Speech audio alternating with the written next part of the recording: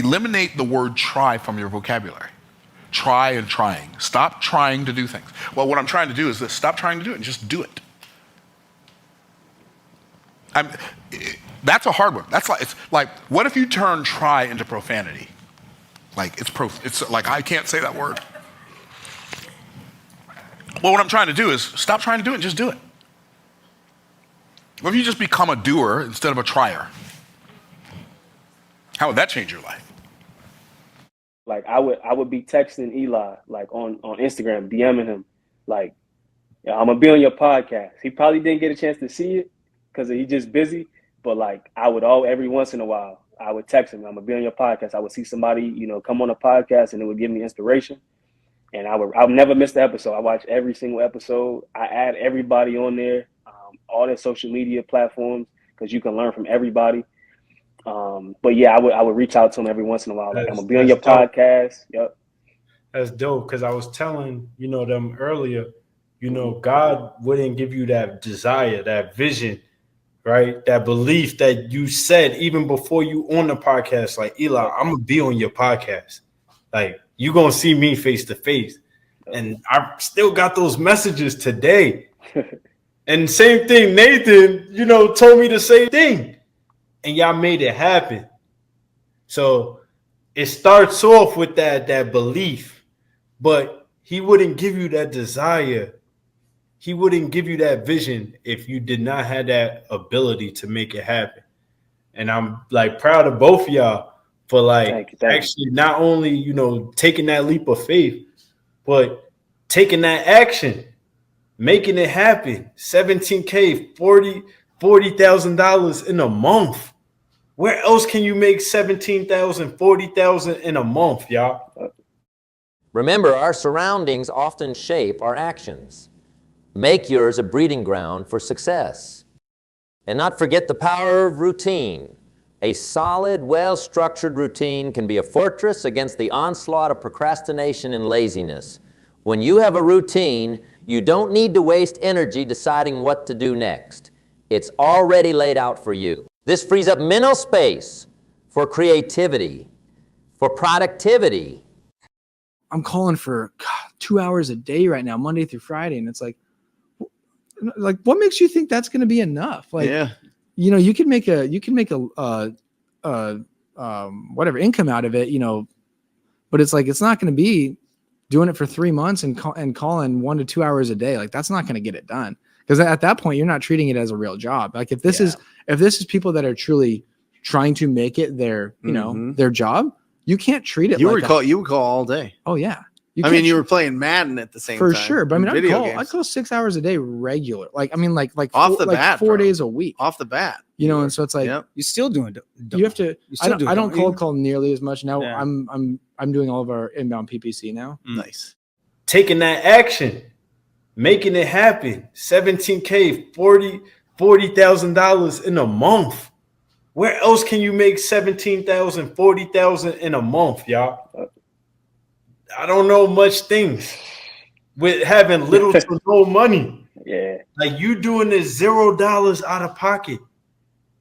Can you tell them that? Like, yeah, literally. Yeah, literally. $0 on marketing. Nothing. The most money I spent was the money that was coming out for the Discord and the course. That was the only thing I was spending. There was nothing, no marketing costs at all. Just literally Zillow driving for dollars virtually.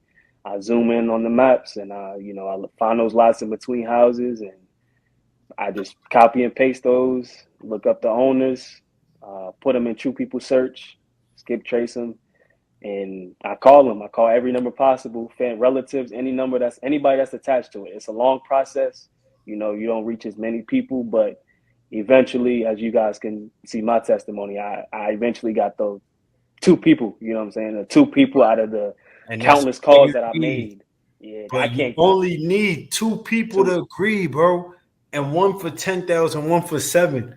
Same day, like 2 deals, $17K in a month. Somebody else, it probably takes them 4, 5, 6 months of working 60 hours a week just to make that happen. So either way, And then the other thing is, so that's LOIs and why we don't do LOIs. And then what do you mean by official state purchase contracts, Michelle? Just that, like in each state, they have an official contract, a purchase contract that the state or the realtor association has created that you need to use. Well, that you use because listing agents are more familiar with them technically, right? Listing agents put it on the MLS. It's technically you can buy houses in lots of different ways. You could put together a Word document, literally saying buyer, seller, address, APN, purchase contract price, whatever. Sign on the bottom, seller signs. Title has to take that contract. Like, yeah, that's what I'm saying. You go straight to escrow and title and just work directly with them too. There are ways to do it, but that requires so much effort and time and knowledge, and knowledge. And a lawyer or an attorney or even a realtor, like there's so many things. That's why contracts were created and they're just the norm. And so 99% of the time, a listing agent's only going to be familiar with that. They're not going to be familiar with anything else, nor will they even take it seriously. So that's what we mean by these are the official contracts that the Realtor Association, that the state puts out there and says, this has been vetted by lawyers and attorneys. This has been vetted by the association. Use this. And any other method of trying to fill those out takes a lot of time. So it was nearly impossible to scale using that approach. 100%. Time is, so let me ask you a question. Is time a limited resource or an unlimited resource? It's a limited resource. Time is a limited resource. So since the time that you have on this earth is limited, don't anchor your revenue generation to time. And if you do, make sure that it pays well. Like so well that it's kind of irksome for other people. Okay?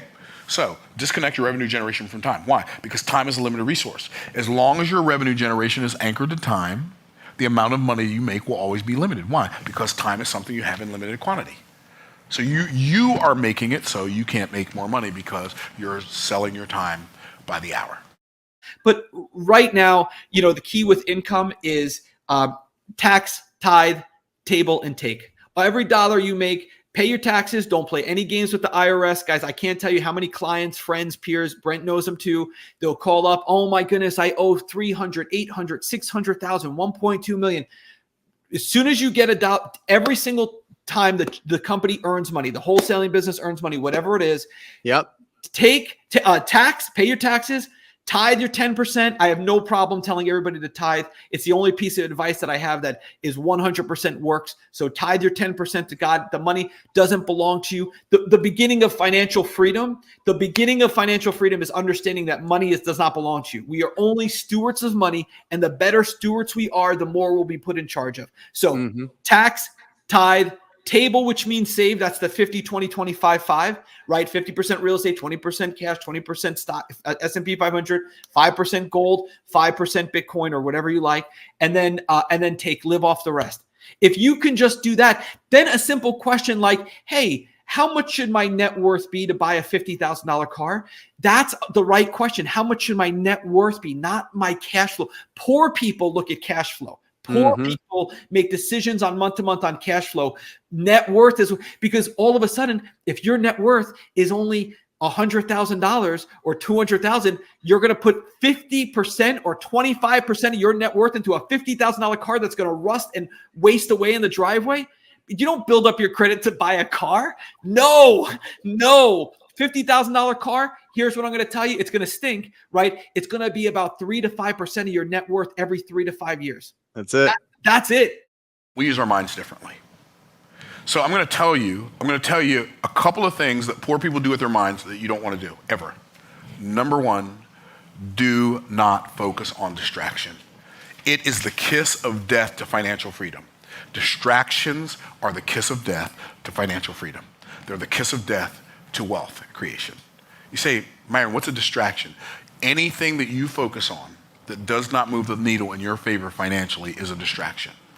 The football game, the baseball game, the basketball game, the bowling league, the golf league, anything that's not moving the needle in your favor. The television show, the game show, all of the stuff that we fight to go waste time with and amuse ourselves with. This industry is so incredible. Yeah. But if you're not having consistent conversations and making offers, nothing happens.